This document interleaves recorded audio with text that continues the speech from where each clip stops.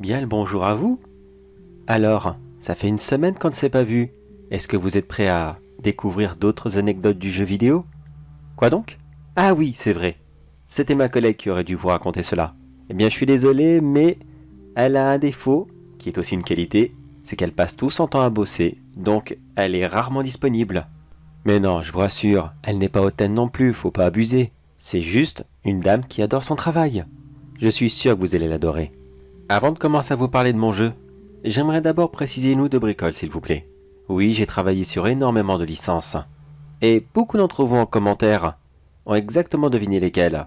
Mais s'il vous plaît, pour l'instant, on va discuter de mon programme, ce que j'ai prévu de vous parler, et après, on va peut-être rentrer dans certains petits détails ici et là. Aujourd'hui, j'avais l'intention de vous parler de la saga Halo, mais vu l'immense succès de la série Fallout, eh bien je me suis dit, bon, pourquoi pas? On va en parler. Vu qu'en ce moment tout le monde ne pense qu'à ça, je pense que cela vous fera beaucoup plus plaisir. Pour les rares personnes qui ne connaissent pas encore cet univers, car oui, les jeux étaient un petit peu privilégiés. Certes, ils étaient très connus, mais on est d'accord, ce n'était pas aussi connu que Minecraft, FIFA, Call of Duty et j'en passe. Non, ça restait quelque chose d'assez spécifique. C'est la série qui a rendu les jeux célèbres, pas l'inverse. Et entre nous, je le savais déjà que la série serait super. Je le savais au moment même où j'ai entendu qu'ils allaient faire cette série. Pourquoi? Eh bien, tout simplement parce que l'univers de Fallout est, comme vous le savez, véritablement génial, extrêmement riche, très divertissant, proposant des maps gigantesques. Et le mieux dans cette histoire, c'est que des séries comme celle-ci, on peut en faire des dizaines et des dizaines d'autres. Le thème principal des Fallout, c'est très certainement les abris. On est tous d'accord là-dessus. Mais des abris, il y en a eu tellement, mais tellement. Donc vous voyez ce que je veux dire? Si chaque série, jeu, ou peut-être même film, qui sait? Eh bien, si chacun d'entre eux prend comme point de départ un abri, il y en aura énormément à faire.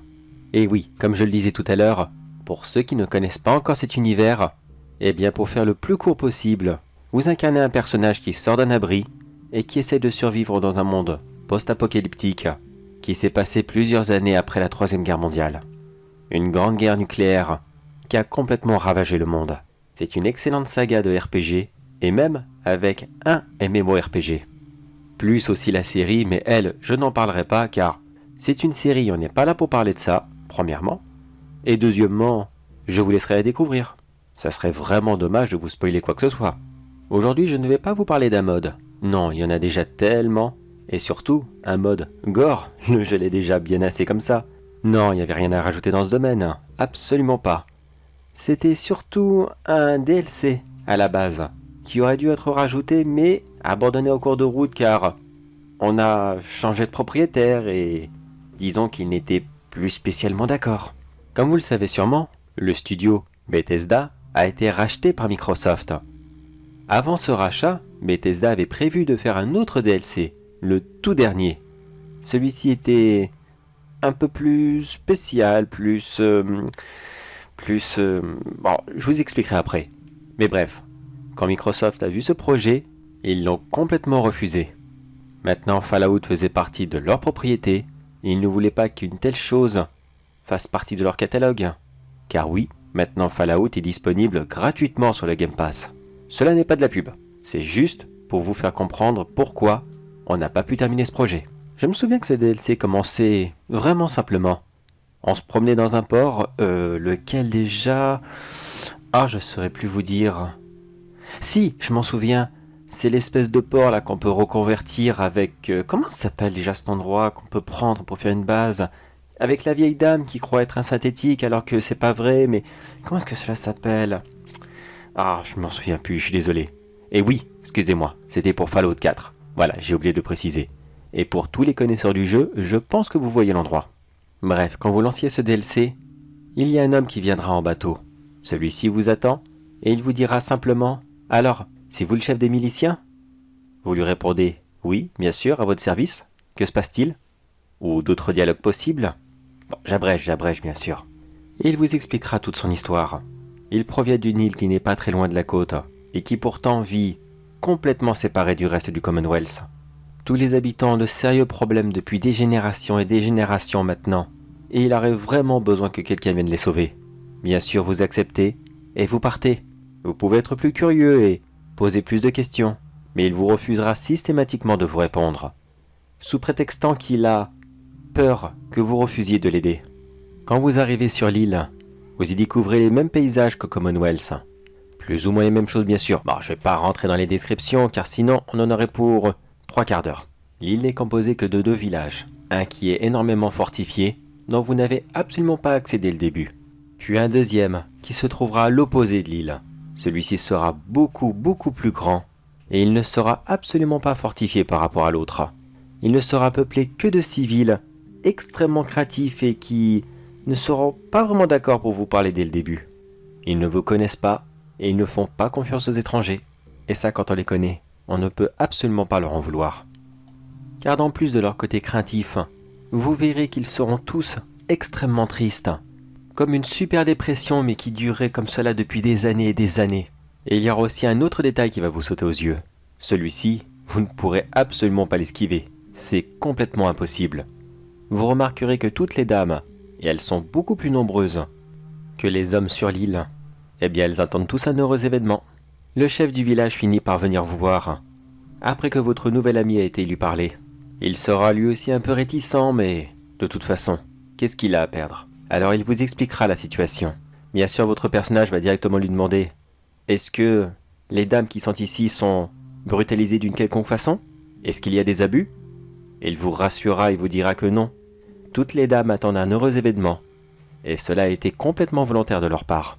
Vous pouvez aussi utiliser la réponse sarcastique, en lui disant « Eh bien, vous allez avoir une sacrée augmentation démographique. Dites-moi, vous voulez coloniser l'intégralité de votre île? Reconquérir le Commonwealth ?» Le chef du village sera partagé entre de la colère et de la tristesse. En colère que vous vous moquiez de lui, mais triste car cela est complètement faux.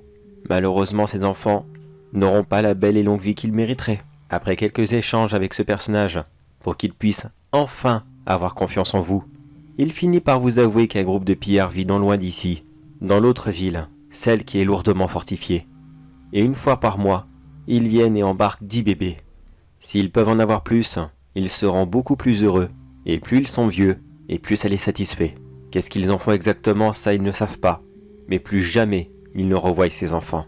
S'ils refusent de leur donner, eh bien, c'est la communauté qui souffre, et chaque jour, un d'entre eux meurt ou disparaît. Et il va rapidement vous raconter l'histoire de cet endroit. Comment est-ce qu'ils ont déjà essayé de résister? Comment est-ce qu'ils se sont vaillamment battus, mais que cela n'a jamais servi à rien? Le peu d'armes qu'ils avaient, et surtout, le peu de munitions qu'ils possédaient, ont soit été utilisées, ou soit volées. Il ne leur reste plus que quelques armes de corps à corps, comme des battes de baseball et des couteaux. Mais ça ne sert à rien contre des fusils. Il finit par vous demander, est-ce que vous pourriez les aider? Est-ce que vous pourriez sauver leur communauté et arrêter ce massacre? Vous avez plusieurs choix de réponse à ce moment. J'y réfléchirai.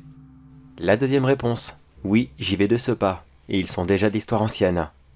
La troisième, oui, j'y vais, mais attention, on va faire ça par la négociation. Je suis sûr qu'on peut tout arranger. Et la quatrième réponse avec un ton un petit peu rigolo, qui vous permettra de changer d'avis à n'importe quel moment. Et à partir de ce moment, vous avez 2 possibilités de gameplay. Soit vous foncez dans le tas, tête baissée, et vous essayez à tout prix de les arrêter par la force. Ou alors, vous faites le policier, le médiateur. Vous cherchez, vous essayez de trouver des indices pour savoir pourquoi les pillards font ça. Ils sont peut-être juste sadiques, et qu'ils sont des véritables psychopathes. Mais n'ont-ils pas autre chose en tête? N'ont-ils pas une bonne raison de faire ça? Dans la version rentre dans le tas, oui, vous attaquez la base. Vous tuez les pillards les uns après les autres, puis vous arrivez devant leur chef, qui vous explique qu'ils avaient une très bonne raison de le faire. Ça, c'est la version très rapide, et je suis sûr que beaucoup d'entre vous auraient choisi cette option. Et c'est un petit peu dommage car c'était la moins bonne. Maintenant, la version un peu plus longue, où vous prenez votre temps et que vous cherchez des indices. La voie de la négociation. Ah oui, vous pouvez essayer de faire une rencontre entre les 2 chefs, le chef des pillards et celui du village tourmenté. Les 2 vont se rencontrer, avec vous comme médiateur. Vous essayez d'arrêter le pillage de bébés, mais le chef des pillards va complètement refuser, Même si vous lui proposez n'importe quoi, vous pouvez aller jusqu'à 1000 capsules, il refusera systématiquement. Il repartira en disant qu'ils ont simplement leur raison et que personne ne peut les comprendre. Vous pouvez faire ces tentatives de réconciliation qu'importe la voie que vous choisissez. Ce n'est qu'un petit bonus. Que vous le faites ou non, ça ne changera strictement rien. En fouillant sur l'île afin de chercher à comprendre pourquoi est-ce qu'ils font ça, vous trouverez plusieurs indices. Des vieilles notes des pillards expliquant que cette solution est la plus horrible, qu'ils ne veulent vraiment pas le faire, mais que c'est soit ça, ou soit tout le monde périssait. Vous découvrirez aussi plusieurs cimetières, ceux du village tourmenté, et surtout celui des pillards, qui est absolument colossal, comme s'ils avaient eu énormément de pertes, et cela assez récemment. Vous y trouverez aussi pas mal d'armures assistées qui seront tout HS, pas la peine de vouloir les réparer. Ça sera comme si quelque chose de très gros et de très fort se serait acharné dessus, comme un lion qui s'acharnerait sur une gazelle. Comprenant alors que la situation cache quelque chose de bien pire, vous pouvez aller maintenant dans le village des pillards. Mais attention, il va falloir un bon niveau de charisme, car sinon vous ne rentrerez pas. En faisant un petit tour dans la base des pillards, vous allez sûrement vous attendre à quelque chose de grand, de costaud, de lourdement fortifié, comme vu de l'extérieur, et surtout des dizaines et des dizaines de soldats surentraînés, armés jusqu'aux dents, qui seraient prêts à conquérir le Commonwealth. Mais non, pas du tout. Vous y découvrirez juste, grand maximum une trentaine d'hommes. Ceux-ci sont peu armés, souffrent visiblement de la faim. Et eux aussi ils seront toujours en alerte. Oh non, pas contre vous. Vous n'êtes pas spécialement une menace. Si, ils vous craignent. Ils savent que vous êtes fort. Mais il y a autre chose sur cette île. Quelque chose de beaucoup plus fort. Et ça, ils en ont extrêmement peur. Quand vous retrouverez le chef des pillards, il vous expliquera toute la situation. Il faudra pas mal insister, bien sûr, car il risque de continuer à tourner un peu autour du pot. Il dira qu'il ne sait pas où sont partis les enfants. Oui, ils les ont gardés un moment, mais ils ont disparu, tout simplement. Il faudra encore jouer du charisme, mais bon, jusqu'à là, pas trop difficile. Il finira tout de même par tout vous avouer. Ça sera assez difficile, et j'espère que vous avez le charisme à fond, car la toute dernière option, il faudra être au niveau 10, sinon ça ne passera pas. Je vous dirai laquelle. Il vous avouera finalement que sur l'île, il y a eux, les villageois, et un écorcheur, un immense écorcheur. Pas ce qu'on trouve sur le continent, non, celui-ci est grand, très très grand, luminescent, et surtout, on voit à son physique qu'il en a déjà connu d'autres. Il est balafré, couvert de cicatrices, son nid est un véritable cimetière, rempli des ossements de ses anciennes victimes, comme un chasseur qui exhiberait ses tableaux de chasse. Et surtout le pire chez lui, ce qui le rend très agressif, et pourtant si faible, il est malheureusement presque aveugle. Pourquoi malheureusement ? Eh bien, il est toujours sur la défense. Le moindre son, le moindre petit bruit qu'il entend, il se jette dessus, et il déchiquetera en morceaux la première chose qui passera sous sa main. Et là, le chef des pillards vous demandera « Alors vous comprenez pourquoi est-ce qu'on a fait ça ?» Oui, on aurait pu demander l'aide des habitants pour qu'ils viennent nous aider. Mais honnêtement, regardez-les. Ce ne sont que des fermiers. Ils ne savent pas se battre. Méga était très fort il y a quelques années. On a perdu beaucoup d'entre nous. On a essayé plusieurs fois de s'en débarrasser. Mais malheureusement, ça ne marche jamais. Ce qu'il faut, c'est le nourrir. C'est la seule et unique façon de le maintenir calme. On a sacrifié plusieurs d'entre nous, mais on ne peut plus le faire. Alors on a commencé à kidnapper les habitants de l'autre village. On les a sacrifiés aux monstres. Mais quand ceux-ci nous ont proposé d'épargner leur vie, en échange de leur progéniture, eh bien, on a accepté. Car de toute façon, on n'avait pas le choix. On savait très bien que si on continuait à les kidnapper comme cela, et qu'on les sacrifiait aux monstres, eh bien au bout d'un moment, il n'y aurait plus de villageois. Cela n'aurait été qu'une solution provisoire. Avec des enfants qui viennent au monde uniquement dans ce but, eh bien au moins la ressource est presque illimitée. Et désolé de m'exprimer ainsi. Et là il vous demandera « Alors, monsieur le général de la milice, est-ce que vous comprenez notre situation ? Est-ce que vous voyez à quel point, nous et eux, nous sommes dans la merde ? Mais eux, ils ne le savent pas ? À leurs yeux, c'est nous les méchants. Alors qu'est-ce que vous allez faire maintenant, hein ? Dites-le moi. » Et là, c'est à vous de choisir la fin. Soit vous partez, tout simplement. Vous ne retournez pas voir l'autre village, et vous laissez les habitants de cette île continuer leur cycle. Vous pouvez aussi tuer tous les pillards de l'île. Retournez au village pour les rassurer, mais sans leur dire quoi que ce soit sur l'écorcheur. Vous pouvez rentrer chez vous et les laisser se débrouiller dans quelque temps, quand la créature aura faim. Oui, vous pouvez aussi les prévenir de l'écorcheur. Mais une fois de plus, ils vont vous demander de les aider, car ils ne savent absolument pas se battre. Et s'ils y vont, ils vont tous se faire tuer.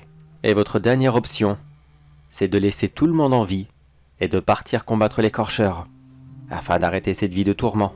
Vous pouvez y aller seul, il n'y a pas de souci. Mais je vous préviens, ça sera un combat extrêmement difficile.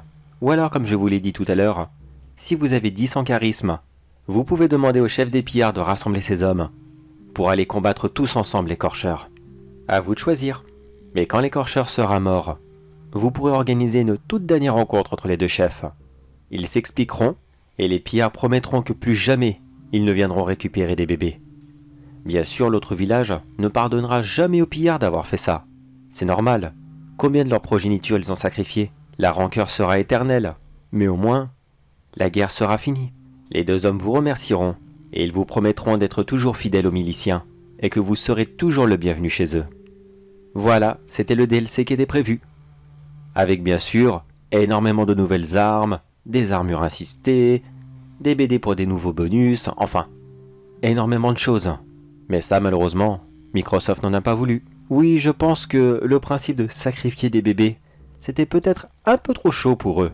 Oui, c'est vrai, d'une certaine façon.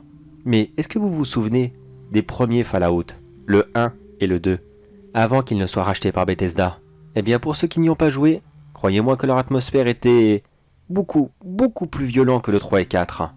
C'était très gore, très... Je peux pas le décrire. Voilà, je peux pas le décrire car sinon j'aurais des problèmes. Mais c'est pour vous dire que non, dans le 1 et le 2, on ne rigolait absolument pas. Et cette quête aurait été complètement anodine. Ça aurait été une parmi plein d'autres. Voilà, ça vous donne une petite idée de comment étaient ces jeux. Oui, c'était un genre de petit retour aux sources. On voulait faire quelque chose de classe. Surtout que le terme sacrifice était uniquement pour expliquer les situations. On n'assistait jamais à sacrifice, jamais. Et si vous vous posez la question, non, il n'y avait pas non plus de squelette de bébé dans le nid de l'écorcheur. C'était vraiment assez minimaliste. Il y avait le concept, mais ni la violence, ni le visuel. Et pourtant, dans les premiers jeux, elle était là. Mais bon, maintenant que la série a relancé le jeu, peut-être qu'un jour, ce DLC pourra sortir. Il faudra juste qu'on négocie un peu plus avec Microsoft. Oui, il va falloir négocier serré, ça c'est sûr. Mais qui ne tente rien à rien. Bon allez, c'est pas que je ne vous aime pas, mais j'ai encore beaucoup de boulot devant moi, et je pense que je devrais m'y remettre. Alors sur ce, moi je vous donne rendez-vous dans 2 ou 3 semaines, on verra qu'est-ce qu'il en est. Le scénariste sera là jeudi prochain, afin de vous raconter un autre dessin animé, et moi, eh bien, ça me laisse tout le temps de me préparer. Sur ce tout le monde, j'ai vraiment hâte de vous revoir, et de vous faire découvrir toutes les horribles lignes de code qui se cachent dans vos jeux vidéo.